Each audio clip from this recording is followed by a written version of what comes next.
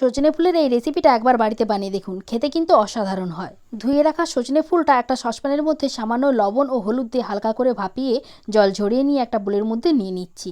আর দিয়ে দিচ্ছি দুটো মিডিয়াম সাইজের পেঁয়াজ কুচি, সামান্য কাঁচা লঙ্কা, একটু ধনেপাতা কুচি, হলুদ গুঁড়ো, লঙ্কা গুঁড়ো, ভাজা মশলা আর স্বাদমতো লবণ। সব কিছু একটু ভালোভাবে মাখিয়ে নিতে হবে, তাহলে সব কিছুর মধ্যে নুনটা ভালোভাবে ঢুকে যাবে।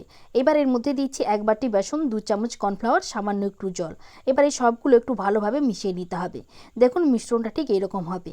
এইবার একটা ফ্রাই প্যানে কিছুটা পরিমাণ তেল গরম করতে দিয়েছিলাম, এর মধ্যে একটু একটু করে মিশ্রণটা দিয়ে দিতে হবে আর উল্টে পাল্টে লাল করে ভেজে নিতে হবে।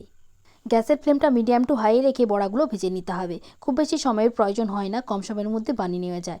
এবার এগুলোকে তুলে একটা প্লেটের মধ্যে নামিয়ে নিচ্ছি আর সস দিয়ে আমি এটি পরিবেশন করছি। আপনারা চাইলে গরম ভাতের সঙ্গেও এটি পরিবেশন করতে পারেন। গরম ভাতের সাথেও এই সজনে ফুলের বড়া খেতে অসাধারণ লাগে আর খুব কম সময়ের মধ্যেও বানিয়ে নেওয়া যায়।